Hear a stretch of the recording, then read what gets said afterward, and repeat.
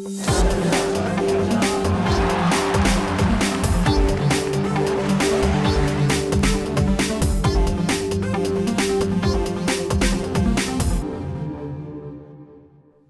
conflito chama a atenção do mundo todo. Combate histórico que acontece há muito tempo. A mais de 10 mil quilômetros do Brasil, do outro lado do Oceano Atlântico, a recente violência entre Israel e Palestina começou no início de junho deste ano. No estopim, o assassinato de 3 adolescentes israelenses. Mesmo com a distância, o confronto repercute no Brasil. Confira na reportagem a seguir.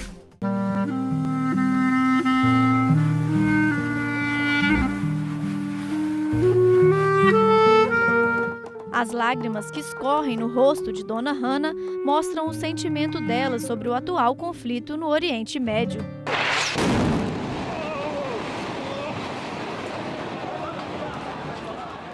Matança dia à noite. Já passou de 2000. Eu fico assim.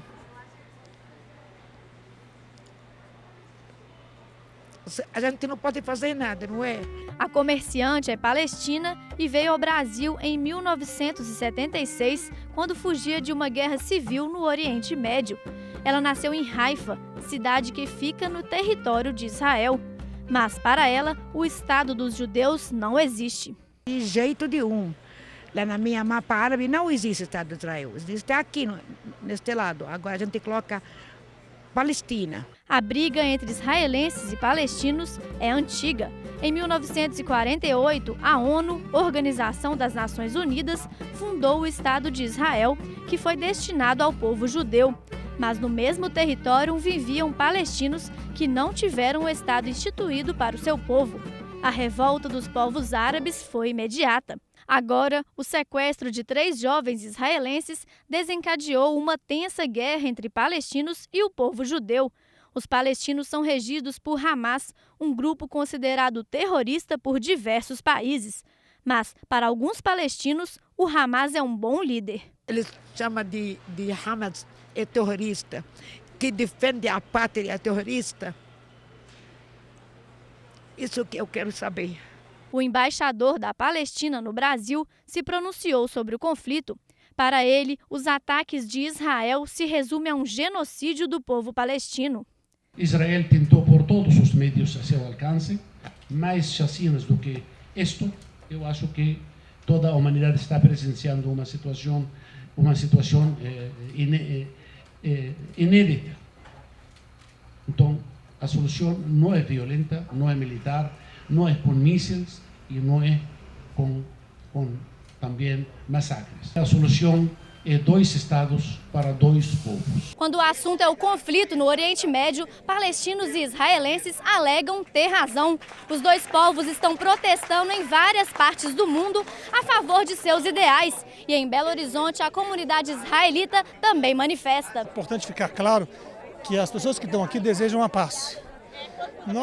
A intenção de todos nós aqui é manifestar o direito de Israel de se defender do Hamas, de um grupo terrorista que vem atacando Israel constantemente. Tem que manifestar também a nossa vontade, o nosso desejo pela paz, que é o que todos os israelenses também querem. Até o pessoal de Gaza quer a paz. Só precisamos é que o Hamas saia de Gaza. Dona Lourdes foi a Israel em maio deste ano para visitar a filha e as netas. Ela conta que quando a cidade sofre ameaça de ataque de mísseis, uma sirene toca avisando ao povo para se esconder. A primeira vez que tocou foi numa feijoada que a gente estava fazendo de brasileiros, né? Feijoada com assim, carne de feijão preto e tal. E de repente a sirene tocou, foi a primeira vez que eu ouvi. E dali para frente, assim, toda hora. A aposentada tenta conter as lágrimas quando se lembra da neta tentando acalmá-la. Ela falou assim, vovó, não fica com vontade de chorar, gente. Não fica triste não, porque a gente tem 1 minuto para esconder. E ela tem 5 anos.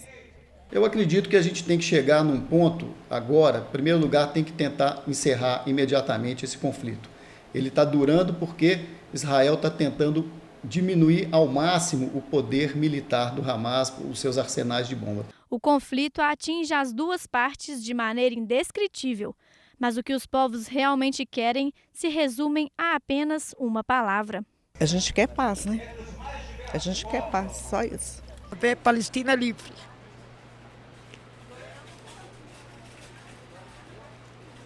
Tudo que eu quero ver minha terra livre e viver em paz, né?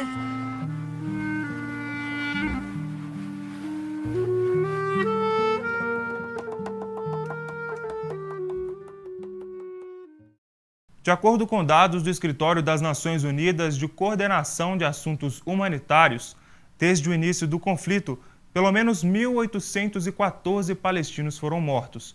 85% deles eram cidadãos comuns e cerca de 400 crianças. Ao todo, mais de 8.000 pessoas ficaram feridas. Israel contabiliza 66 mortos, a maioria soldados, e um número bem menor de feridos. Nos abrigos da Organização das Nações Unidas já estão cerca de 160.000 moradores de Gaza. Hospitais e instalações da ONU, como abrigos e escolas, foram atingidos por bombardeios. Para falar mais sobre esse assunto, converso agora com Dani Zaredini, professor de Relações Internacionais da PUC Minas.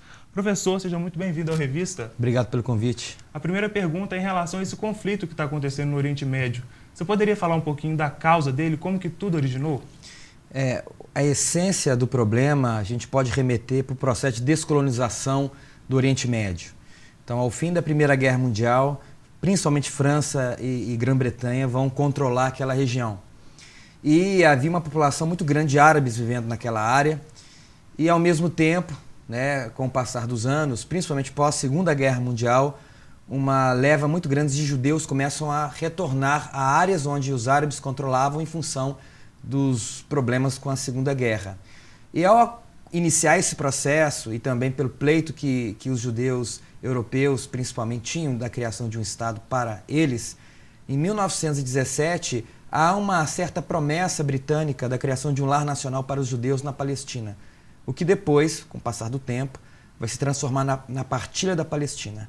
A Partilha da Palestina se dá em 1947, numa votação nas Nações Unidas, onde a Resolução 181 cria, então, um Estado palestino e um Estado israelense. A questão é que, em 1948, antes da institucionalização do Estado palestino, Israel proclama independência de maneira unilateral e antes que o Estado palestino fosse criado.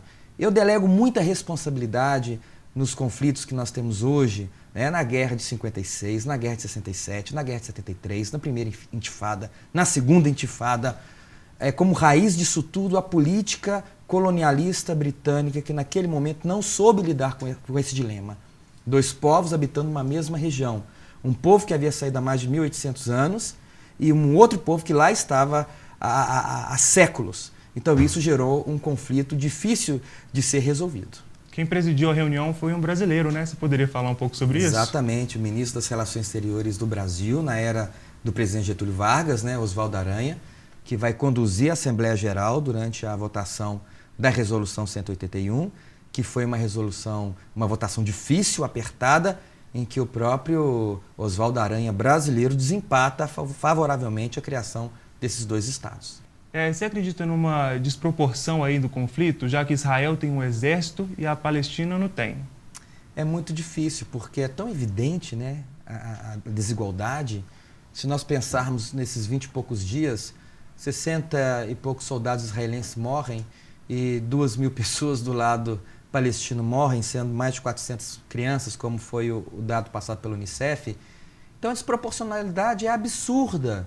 Por isso que Israel, como um país que criou tantos prêmios Nobel, um país de uma população tão estudada, que vivenciou a violência do Holocausto e a dor do Holocausto, deveria refletir acerca das suas ações, principalmente não no direito de se defender, porque todo país tem direito de se defender, né? Mas como se defender?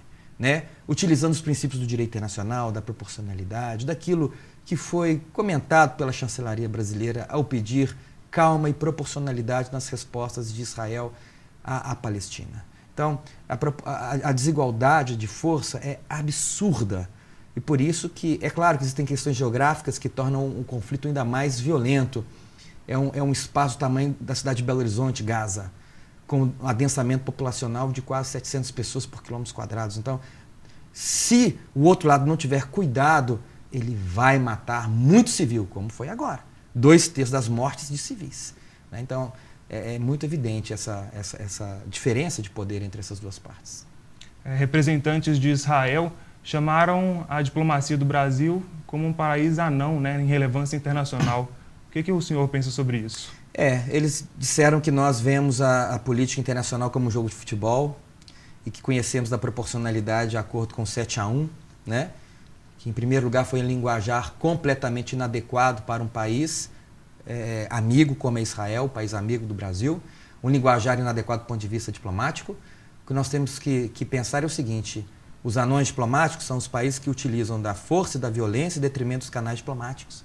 O Brasil, desde a Guerra do Paraguai, há mais de 100 anos, prima pela paz, mediação de conflitos, inclusive no Oriente Médio.